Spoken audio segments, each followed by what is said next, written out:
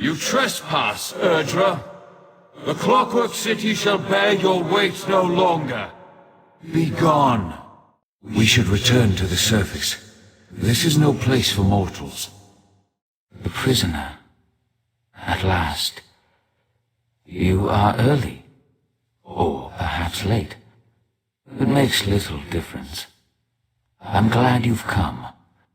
Tamriel owes you a debt. Restored, yes. I reclaimed my shadow, and with it knowledge of what transpired and what's to come. But those calculations will keep. I owe you a boon. Service, like all equations, demands precise reciprocity. I wonder, what would you ask of me? Power. Interesting. Power to what end, I wonder? You possess a great well of potential, unexplored depths, hidden by self-doubt and narrow perspective. Feel no shame. I know something of self-doubt. I can reveal this potential if you wish. Clever. At another time, in another place, I would gladly part with it. In truth, I have no interest in Daedric baubles. Unfortunately, the Shadow Queen still lurks on our threshold. I must send this key away, farther than your feet can carry you. Altruism, a rare trait. Luciana will die. If not here and now, then elsewhere and later. I can delay her death if you wish, but to what end? Consider carefully. Luciana means a great deal to me, but grief cannot be avoided, only deferred. Ask and you shall have it. You should know that great power brings its own sorrows, even for those with the wisdom to wield it. Then you shall have it, along with the prize from my vault. This treasure is and always has been yours.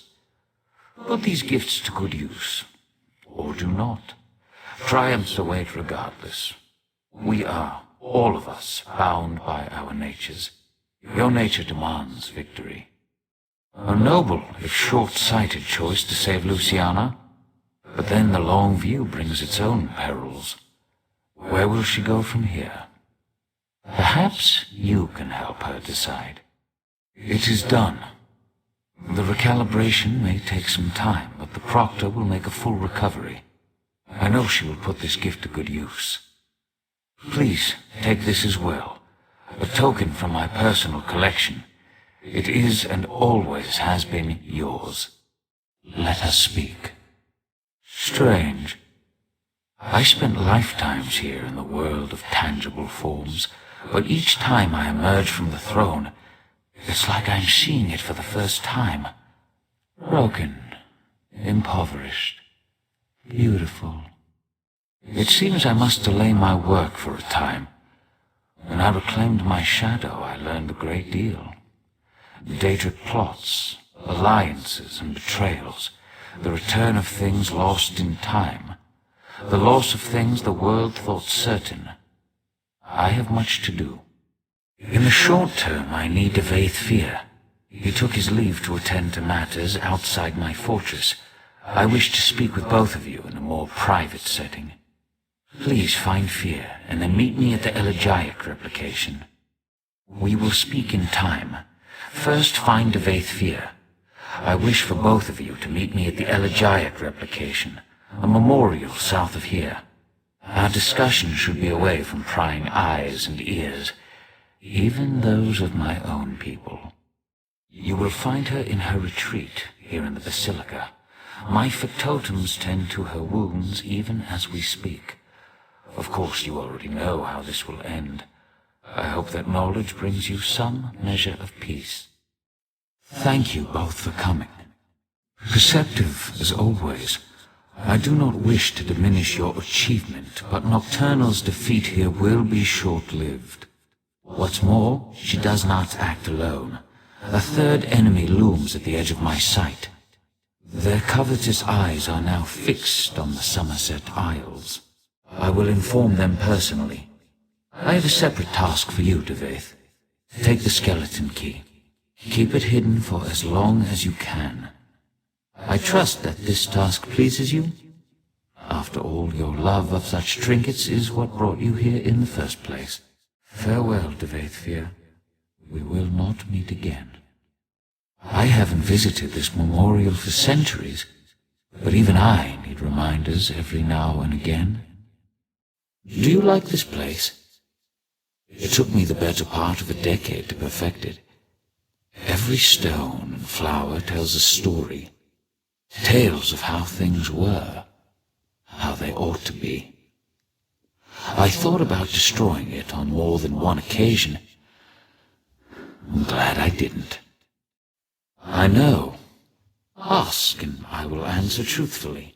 Just know that the truth often fails to satisfy. You expect something grand, but I promised you the truth. I am only what time and circumstance made me.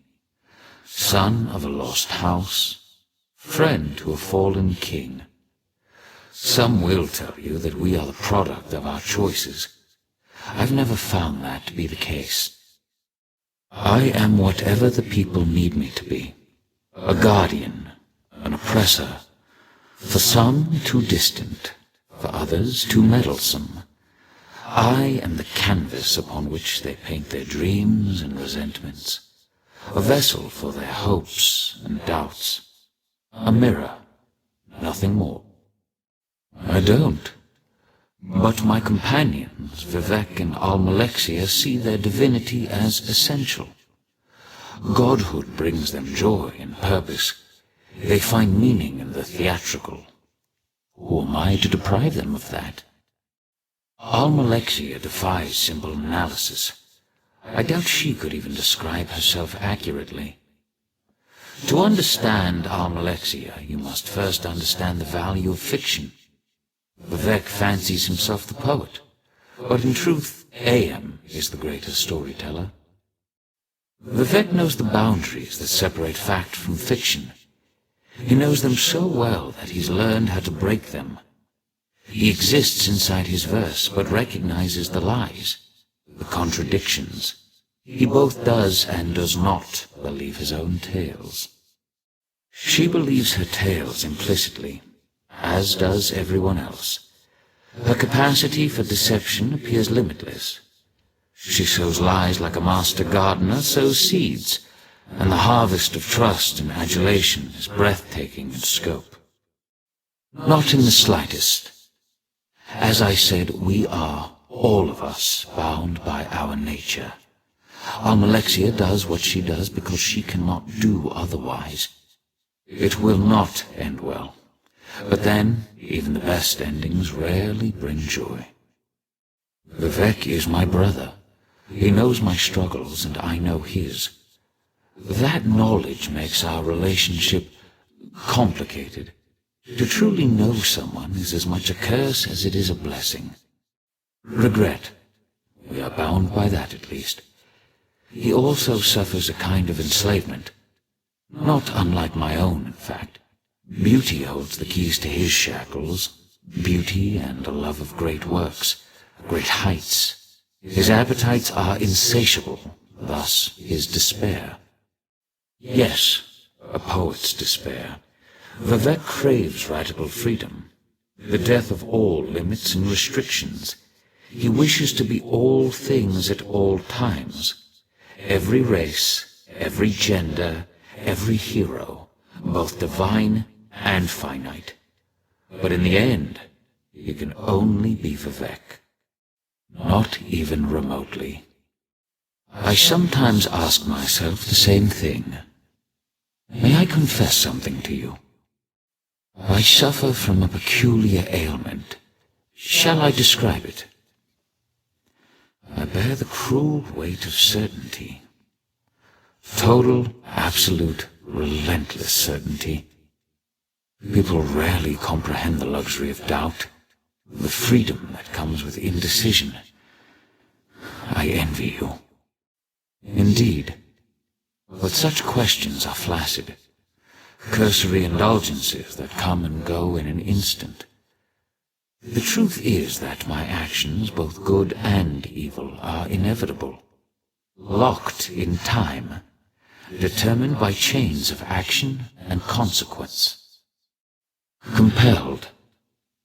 This city serves a noble goal, the redemption of Tamriel, the unification of competing forces, the destruction of the Daedra.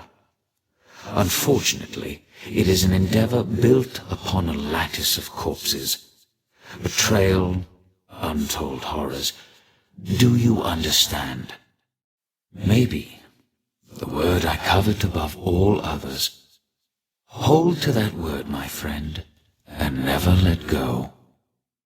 Then I pity you. Good.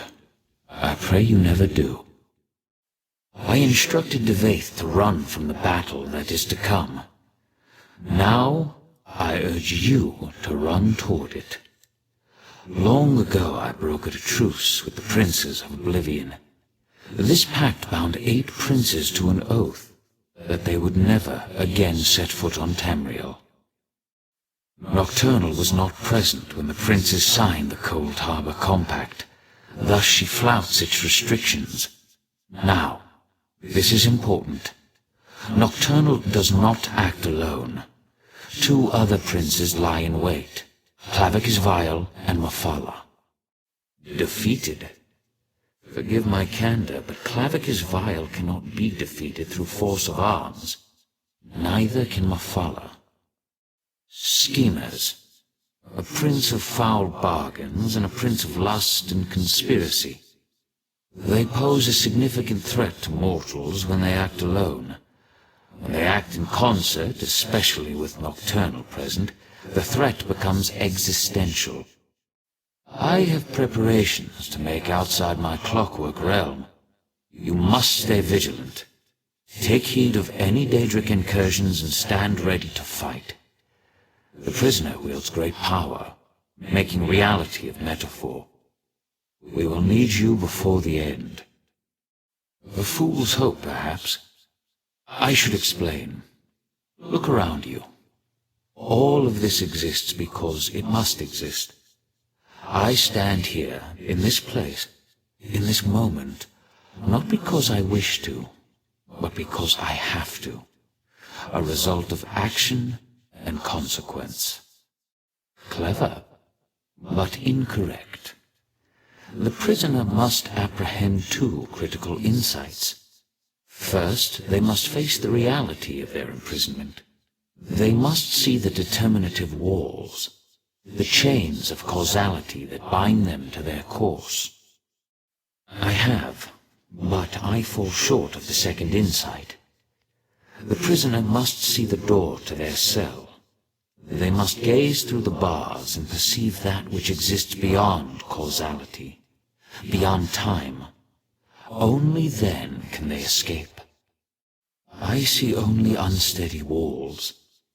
If the people of Tamriel must exist inside this cell, I will make sure that the walls are stable, the gaps are sealed, and all who remain stay safe within it.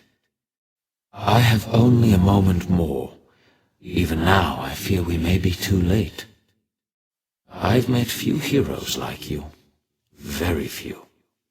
I take this matter of the Triad upon myself, but in truth, you may be the one that saves us, the prisoner who frees the world. We shall see. Farewell.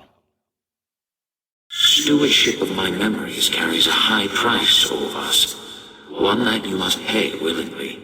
So be it. I'll leave you the knowledge of this spell to bestow upon your successor when the time comes. You will not remember. Our soldiers are useless against the sheer volume of Kagranok's machines. We're sending those Mer out for slaughter.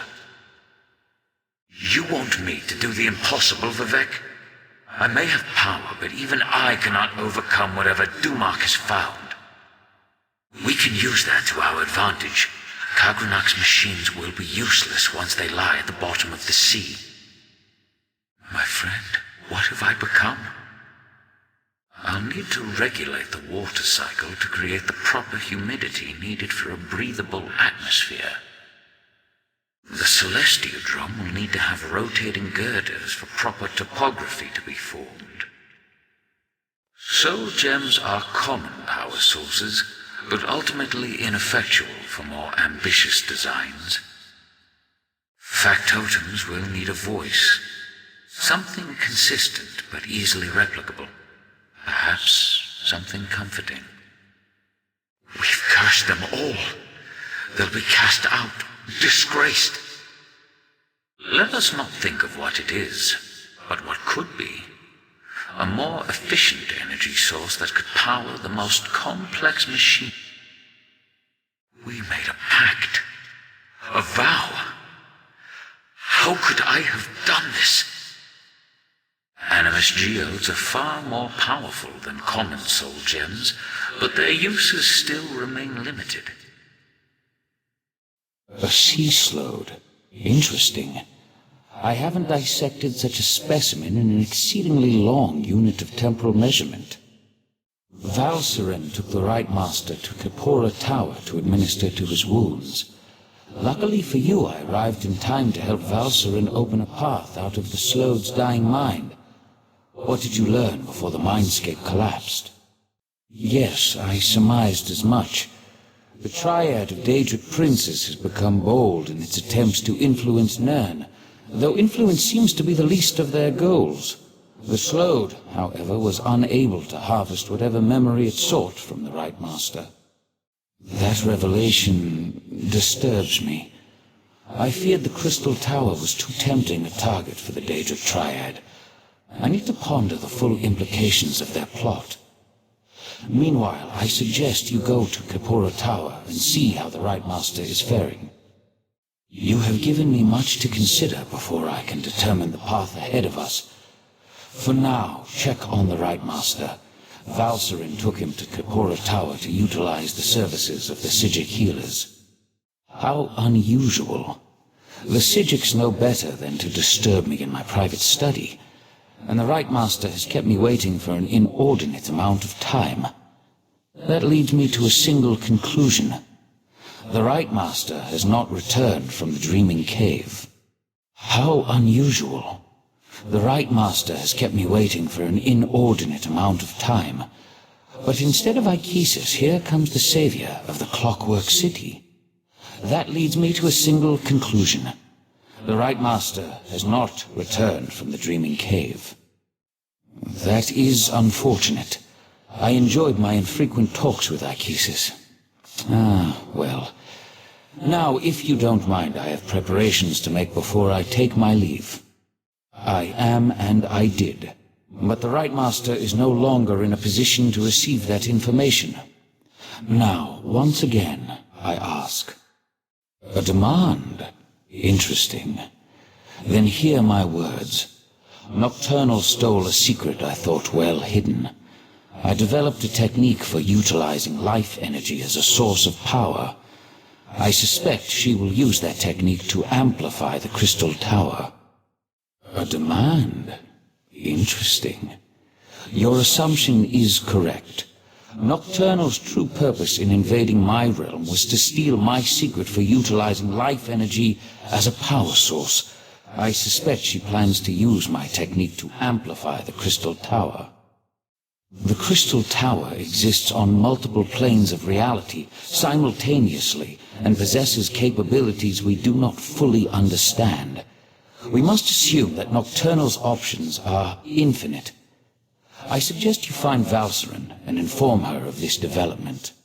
I find it hard to believe that Nocturnal, Mephala, and Vile worked together for as long as they did. Daedric princes aren't known for their willingness to share. With the heart, Nocturnal moves one step closer to gaining control of the tower. Transparent law. The crystal at the top of the Crystal Tower anchors its metaphysical structure to all realities. With the heart, she can restore the crystal, utilize its capabilities, and make herself master of the tower. The tower straddles every reality. Its true purpose remains lost to time, but I theorize it was created as a watchtower of sorts, a doorway to everywhere. It stands to reason, then, that the tower is the key to omnipresence. Imagine a Daedric prince who can exert influence throughout the multiverse at the exact same moment in time. Nocturnal could become infinite. If she accomplishes that, then her power would multiply accordingly. She would be without limits. Knight of Meridia, stay and talk with me. The tribunal has been warned. They will make preparations in case the efforts here fail. I doubt that even they can weather the resulting storm if the worst comes to pass. As I calculated, your actions will determine the outcome of these events. In part, determining the possible consequences of disparate actions becomes easier when studying the primary catalyst. You have a tendency to fill that role in almost all situations. What happened after the Sapiarchs failed to attune the diamonds? A bold move. Still, I see the logic. Who better to send against their betrayer than the mortal who bested their plans at every turn? If Mafala agrees, you'll be able to assault the tower. I just wish I knew what Nocturnal hopes to accomplish. I'm not sure that's within the capability of the Crystal Tower, but if she uses my technique for siphoning life energy to supercharge the tower... An interesting application of the magic of the Abyssal Pearls.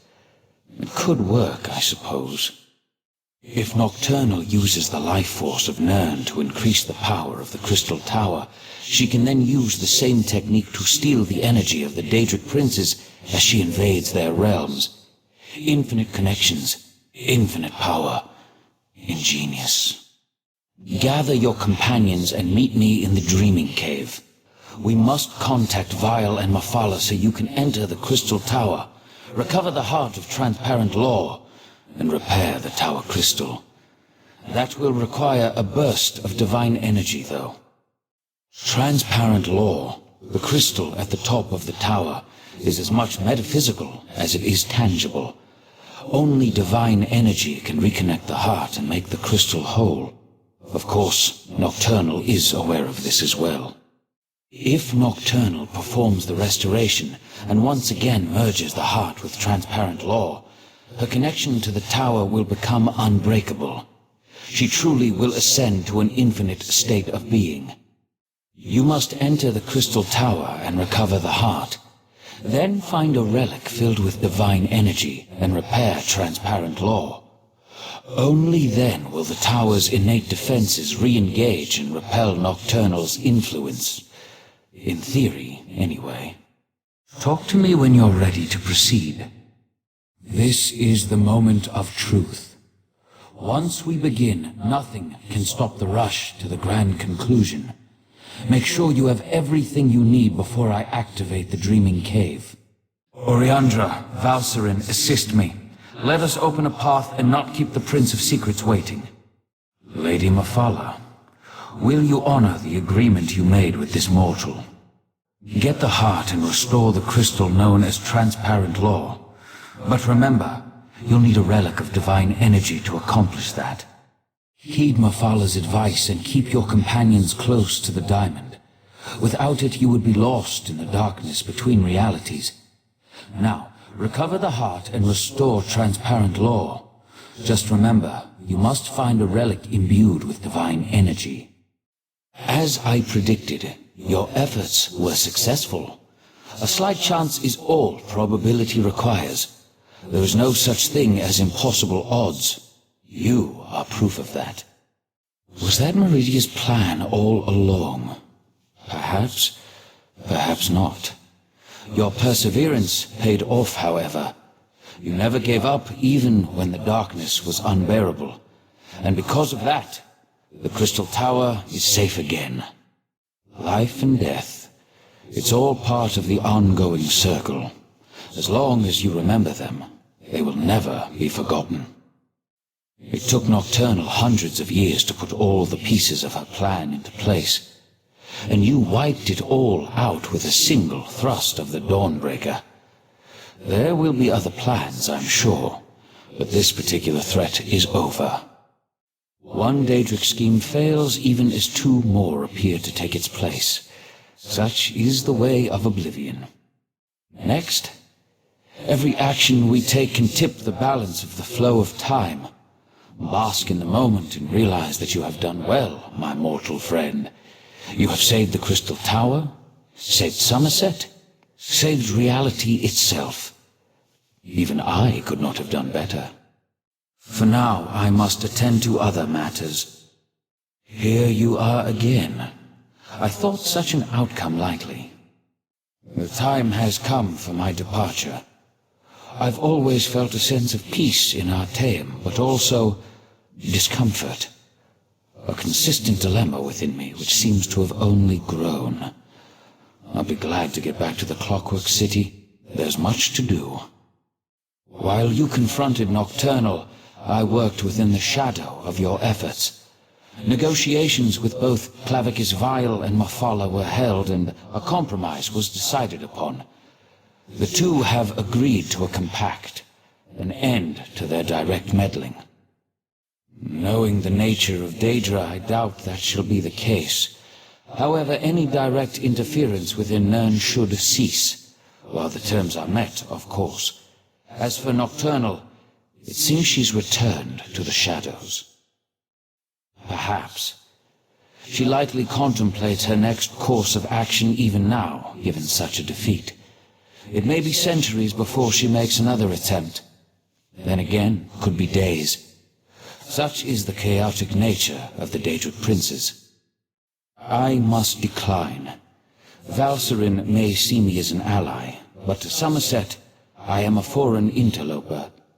An enemy of the state. My participation would not be welcome. The need for my presence has come to an end, and so I must depart. And so the gears turn once more, ever changing, yet ever the same. With you always in the center, it seems. I take no pleasure in such distractions from my work. Still, I would not dislike it if we spoke again. Farewell. In desperation, all things consume one another. Is this a sign of imperfection, or is this the fundamental truth of creations? Is it separate from the morality of the mortal world? Time wears you down to nothing. You break and stagnate. How do I keep you functioning after I leave? Others believe in chaos. They think their choices give them agency. I know differently, and yet I find myself hesitating. Am I actually worried my actions lead to failure? You think, you talk, you move, and you have a name. What is missing? You, Proteus, have more purpose than half of all mortals. So why aren't you better than them? I've studied countless specimens. None are without flaws, yet all achieve a sort of beauty. Is that it? In order to create a form this pure, must I master the art of irregularities? Given time, your joints will wear down. Your precision footpads will dent and crumble. But in this moment, and only this moment, you are perfection itself. It works. I knew it would, but combining mnemonic fragments in this way is complicated.